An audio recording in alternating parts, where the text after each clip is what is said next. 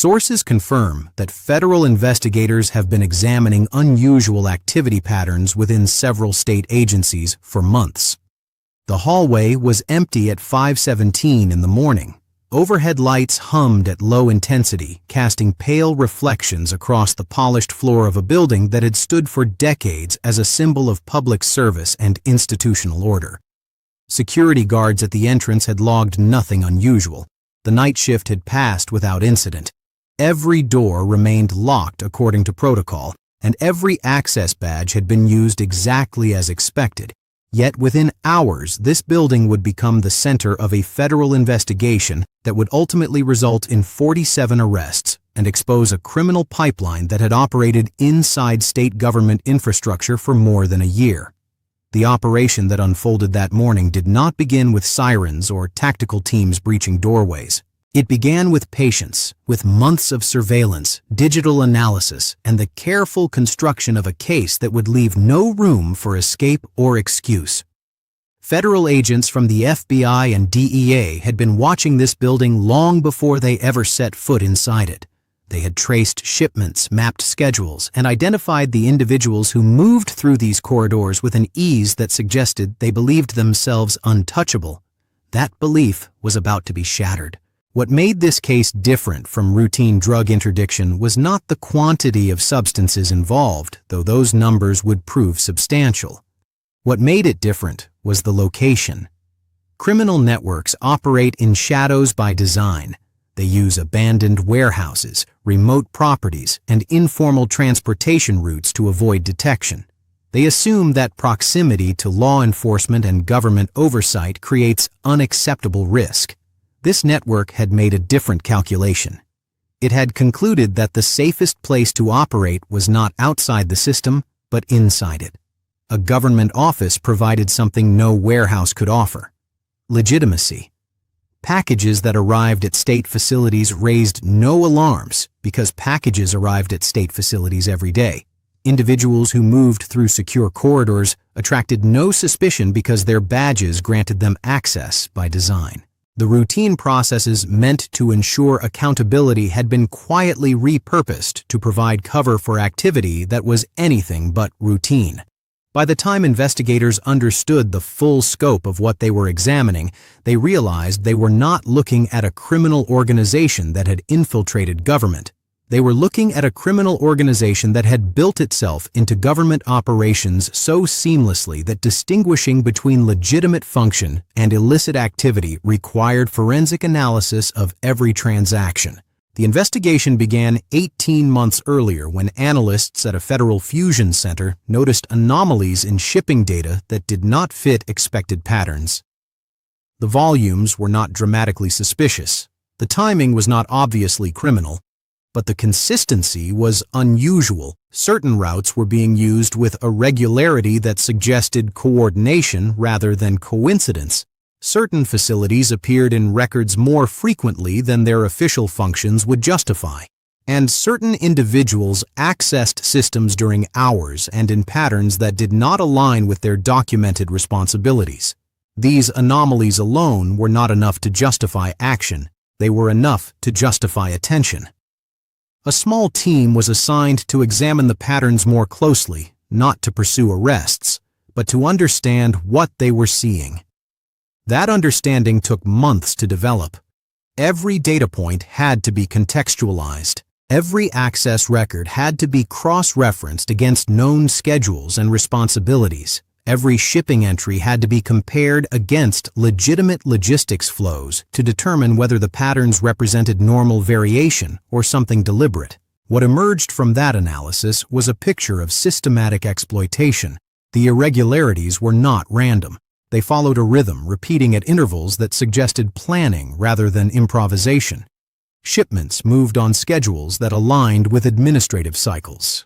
Access occurred during windows when oversight was minimal. The entire operation appeared designed to hide not by avoiding the system, but by mimicking it so closely that detection required comparing actual behavior against expected behavior with precision most organizations never attempt. Investigators began building profiles of the individuals whose names appeared most frequently in the anomalous data. The profiles revealed connections that extended beyond what any single facility or department could explain. People who should not have known each other were communicating through channels that looked routine but served no documented purpose. Resources were being allocated to activities that produced no visible output, and money was moving through accounts in patterns that suggested coordination despite official separation. At the center of the emerging network was an individual whose position provided access to multiple systems without triggering the scrutiny that would accompany a request from outside the organization. According to investigative filings later referenced in court documents, this individual had used their administrative role to facilitate the movement of materials through state facilities over a period exceeding 14 months. The materials were not identified through routine inspection because they moved through channels designed for legitimate government business. They arrived in packaging that matched approved formats. They were logged through systems that assumed good faith from authorized users. And they were stored in locations that fell outside the scope of regular security reviews. By the time investigators had mapped the full extent of the operation, they understood they were not examining an individual acting alone. They were examining a network that included law enforcement personnel who ensured certain routes remained unmonitored, administrative staff who processed paperwork without documentation, and logistics workers who handled shipments without inspection. Each participant held only one piece of the operation. No single individual could expose the entire structure because no single individual understood it completely. That compartmentalization was deliberate and effective. The decision to move from surveillance to enforcement came when investigators determined that additional observation would not yield significantly more intelligence. The network had been mapped. The participants had been identified. The evidence had been gathered and secured. Continuing to watch risked allowing the operation to detect the investigation and begin destroying records or relocating assets. The timing had to be coordinated across multiple locations simultaneously because a network that had survived this long had certainly developed protocols for warning affiliated sites when any single node came under pressure. If investigators moved against one location and allowed others time to react, the broader structure could survive and reconstitute itself within months. Federal planners developed an operational sequence that would execute raids at more than a dozen locations within a window narrow enough to prevent communication between targets. The primary target was the government building where the investigation had first detected anomalies. Teams arrived before dawn and moved through the facility with a precision that reflected months of preparation. They knew which offices to approach, which individuals to detain, and which systems to secure before any files could be deleted or communications sent. The atmosphere inside the building shifted from quiet routine to controlled urgency within minutes. Employees arriving for early shifts were redirected away from active areas while investigators moved systematically through corridors that had concealed the operation for over a year. In the office that had served as the operational center, agents found exactly what the data had predicted: packages containing materials that did not belong in any government facility, financial records documenting transactions that served no legitimate purpose, communication logs revealing coordination with individuals across multiple departments and agencies. The physical evidence confirmed what the digital analysis had suggested. This office had functioned as a node in a distribution network that extended far beyond its walls. Simultaneously, teams executed raids at a warehouse facility that the investigation had identified as a storage and distribution hub. The warehouse operated as a legitimate business, maintaining licenses, employing workers, and processing shipments that appeared entirely lawful. But embedded within that legitimate operation was a parallel function that handled materials never intended for commercial distribution.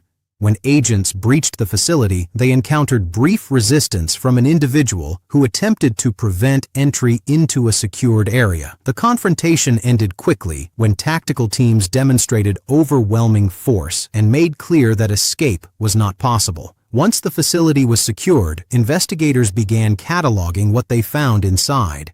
The quantities exceeded what individual participants in the network had likely understood. Shipments from multiple sources had been consolidated at this location before being distributed through channels that the network had developed over months of careful expansion.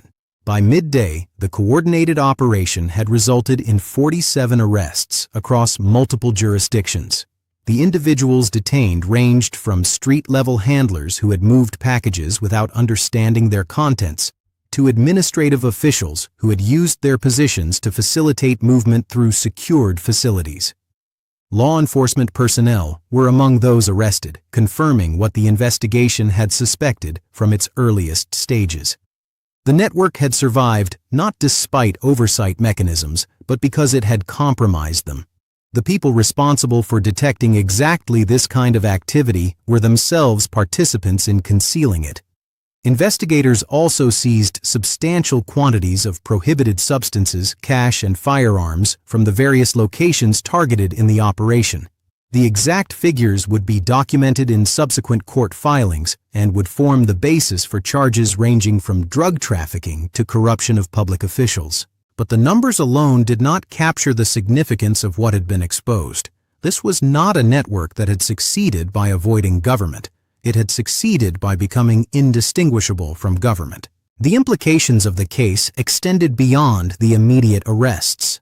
Every system that the network had exploited would require review. Every process that had failed to detect the activity would require examination. Every assumption about the reliability of oversight mechanisms would require testing against evidence that those mechanisms could be compromised from within. For federal investigators, the case represented both a success and a warning. The success lay in dismantling an operation that had functioned undetected for more than a year. The warning lay in understanding how that invisibility had been achieved. The network had not hidden in darkness. It had hidden in plain sight, using the tools and processes of legitimate government to shield activity that was anything but legitimate. From a systemic perspective, the case revealed vulnerabilities that existed not because rules were inadequate, but because rules were applied by people who could choose not to follow them. Oversight depends on the assumption that those conducting oversight are acting in good faith. When that assumption fails, the entire architecture of accountability becomes an asset for those seeking to evade it. Inspections, approvals, audits, and reviews all become opportunities for concealment rather than detection when the individuals responsible for conducting them are themselves compromised. Addressing that vulnerability requires more than better rules. It requires systems designed to detect bad faith even when bad faith presents itself as compliance. As the legal proceedings that would follow the arrests began to take shape, investigators continued tracing the financial dimensions of the network. The physical operation had been dismantled, but the money that had sustained it remained partially hidden. Shell companies, structured transactions, and accounts distributed across multiple institutions all required examination. Experience had taught investigators that networks like this rarely operated without financial infrastructure capable of absorbing enforcement pressure and enabling reconstitution. Seizing drugs and arresting participants disrupted operations. Seizing money prevented recovery. The financial investigation would continue long after the headlines faded, working through records that the network had designed to resist exactly this kind of scrutiny. The communities affected by the exposure faced their own process of reckoning. Public officials whose positions had been exploited would require replacement. Institutions whose integrity had been compromised would require rebuilding, and the public trust that had been violated would require demonstration that accountability was not merely possible, but actual. The arrests were a beginning, not an ending. They represented the moment when what had been hidden became visible. What happened next would determine whether visibility led to genuine correction or merely temporary embarrassment followed by quiet continuation. For those who want to understand how investigations like this develop, how networks are mapped and dismantled, and how institutions respond when their own structures are turned against them, subscribe to this channel. The story of corruption inside government is never finished with a single operation. It continues in courtrooms, in oversight reviews, and in the quiet decisions that determine whether systems are truly reformed or merely adjusted until attention moves elsewhere. What do you think allowed this network to operate undetected for so long? And what changes would actually prevent something similar from happening again? Leave your thoughts in the comments because these questions matter beyond any single case.